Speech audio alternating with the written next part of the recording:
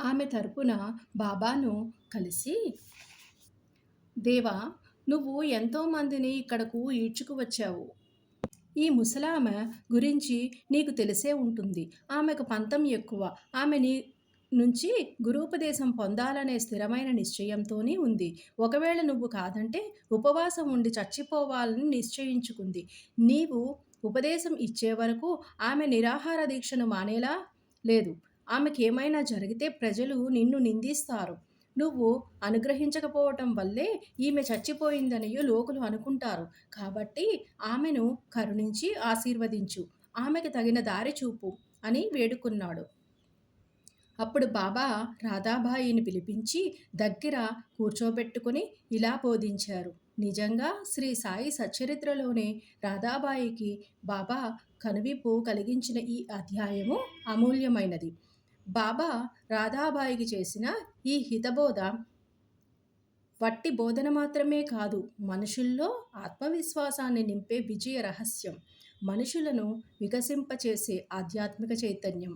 మరిక బాబా రాధాబాయికి శ్రద్ధ, సబూరి లక్షణముల ప్రాధాన్యం గురించి, గురువు విశిష్టత గురించి, తన మాతృప్రేమ గురించి ఏం చెప్పారో చదవండి. ఓ తల్లి, ఎందుకు అనవసర యాతన పడి చావును కోరుకుంటున్నావు? నువ్వు నా తల్లి వంటి దానివి, నేను నీ కొడుకు వంటి వాడిని. దయచేసి నాపై కనికరం చూపు. నా వృత్తాంతాన్ని మొత్తం చెప్తాను. నీవది శ్రద్ధగా విను. నాకు ఒక గురువు ఉన్నారు. వారు గొప్ప యోగీశ్వరులు. ఆయనది మిక్కిలి దయార్థ హృదయము. వారిని చాలా కాలం పాటు నేను సేవించాను. అంత చేసినా ఆయన నా చెవిలో ఏ మంత్రమూ ఊదలేదు. కనీసం ఒక ఉపదేశం కూడా చెయ్యలేదు. అయినా గురువుగారే నాకు సర్వస్వంగా తోచేవారు. ఆయనను వదిలి క్షణమైనా వదిలి ఉండలేకపోయేవాడిని.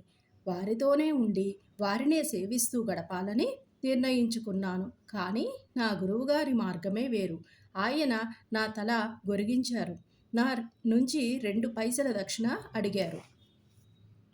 నేను మారు మాట్లాడకుండా ఆ 2 పైసల దక్షిణను సమర్పించాను. మీ గురువుగారు సర్వం త్యజించిన వారైతే దక్షిణ ఎందుకు కోరారు? దానిని వారేం చేసుకుంటారు అని నీవు అడగవచ్చు. దానికి సమాధానం కూడా సూటిగా చెప్తాను విను. నా గురువుగారు ధనాన్ని లక్ష్యపెట్టేవారు కాదు. నిజానికి ఆయనకు డబ్బుతో పనేముంది? ఆయన అడిగిన దక్షిణ విశిష్టమైనది. వారు కోరిన 2 కాసుల దక్షిణలోని ఒకటి నిష్ఠ అంటే శ్రద్ధ, రెండవది సంతోష స్థైర్యములతోని కూడిన ఓరిమి అంటే సహనం. నేను ఈ రెండింటినీ నా గురువుగారికి అర్పించాను. అప్పుడు ఆయన ప్రసన్నులయ్యారు. అలా 12 ఏళ్ల పాటు నేను నా గురువుగారిని సేవించాను. ఆయనే నన్ను పెంచి పోషించారు. నాకు అన్నవస్త్రాలకు లోటు లేకుండేది. నా గురువు పరిపూర్ణులు. ఆయన సంపూర్ణ ప్రేమావతారం. ఆయన కురిపించే ప్రేమను నేను ఫలానా అని వర్ణించలేను. ఆయన మిక్కిలి ప్రేమించేవారు. నిజం చెప్పాలంటే అటువంటి గురువే ఉండరు. నేను నిరంతర ధ్యానంతోని ఆయనను తదేకంగా చూస్తుంటే వాడిని. ఇద్దరం పరస్పరం ఆనందంలోని మునిగి తేలేవాళ్ళం. రేయింబవళ్ళు నిద్రాహారాలు లేకుండా గురువుగారిపైన దృష్టి పెట్టేవాడిని. వారిని చూడకుంటే నాలో శాంతి కరువయ్యేది. వారిని ధ్యానించటము, వారిని సేవించటం తప్ప నాకు ఇంకొకటి తెలియదు. వారే నా ఆశ్రయం. నా మనసు ఎప్పుడునూ గురువుగారిపైనే నాటుకుని ఉండేది. ఇదియే వారు అడిగిన దక్షిణలోని 1 పైసా. అదే నిష్ఠ లేదా శ్రద్ధ, సబూరి, సంతోష స్థైర్యములతోని కూడిన ఓరిమి అనేది నా గురువుగారు కోరిన 2వ పైసా. నేను చాలా కాలము కనిపెట్టుకొని నా గురువుగారిని సేవించాను. ఆ కాలమంతా నాలో సంతోషమే. అదే సహనము లేదా ఓరిమి. ఈ ప్రపంచమనే సాగరాన్ని, సబూరి అనే ఓడ మాత్రమే నిన్ను సురక్షితంగా ఆవల ఒడ్డుకు చేరుస్తుంది. ఓరిమి అనేది అత్యంత ఉత్తమ లక్షణము.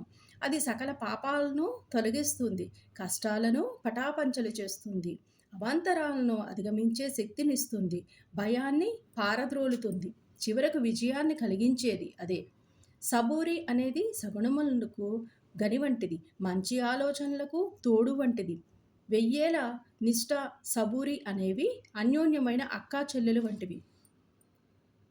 నా గురువు నా నుంచి ఇతరాలేమీ ఆశించలేదు. వారు నన్ను సర్వకాల సర్వావస్థలలోనూ కంటికి రెప్పలా కాపాడేవారు. నేను వారినే అంటిపెట్టుకుని ఉండేవాడిని. ఒక్కోసారి వారిని విడిచి దూరంగా ఉన్నా వారు నాపై కురిపించే ప్రేమ విషయంలో ఏ లోటూ చేయలేదు. నా గురువుగారు కేవలం తన దృష్టి మాత్రం చేతనే నన్ను కాపాడేవారు. తాబేలుని చూడు, అది కేవలం తన దృష్టితోనే తన పిల్లల్ని పెంచుతుంది.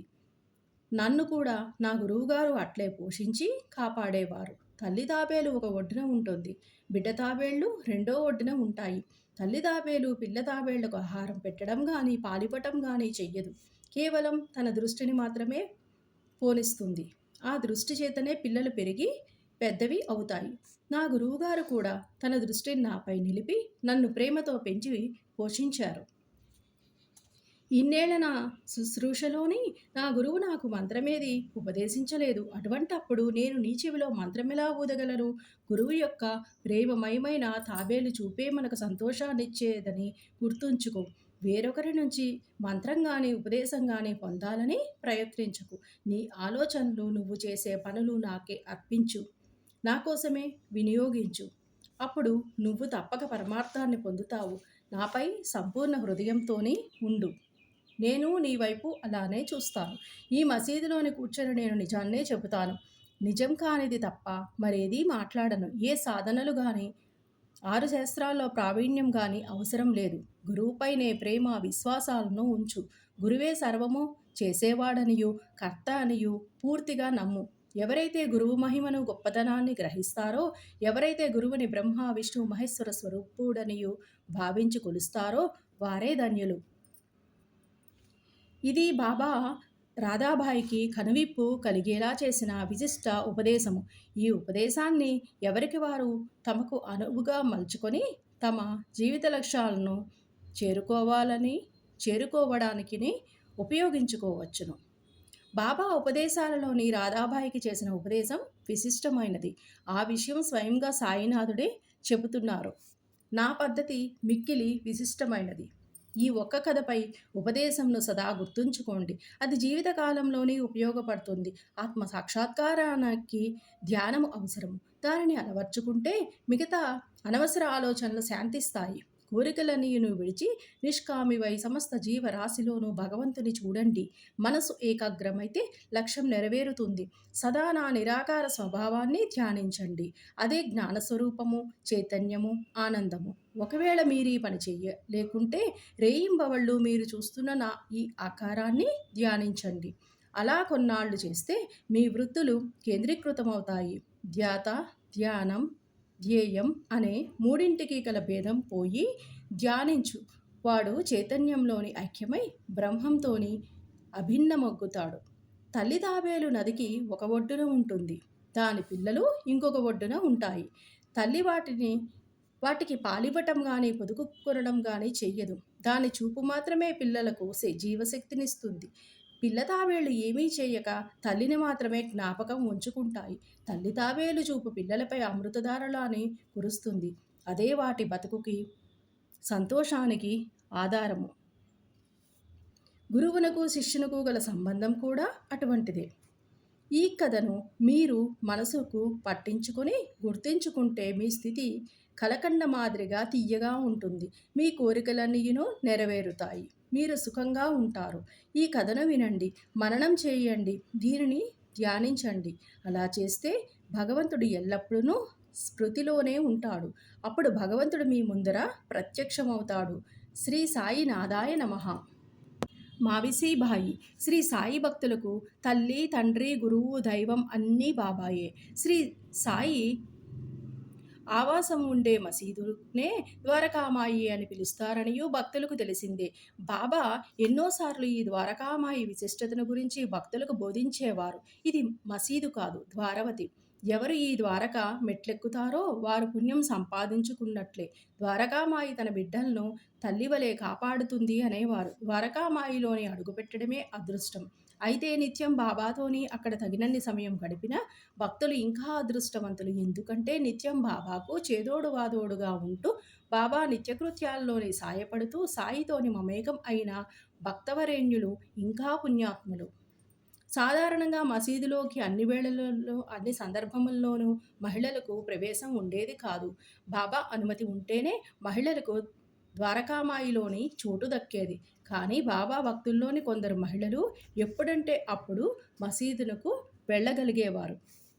వారంతా బాబాను తమకు కాచి కాపాడే మాతృమూర్తిగా కొలిస్తే బాబా వారిని అమ్మ అని పిలిచేవారు.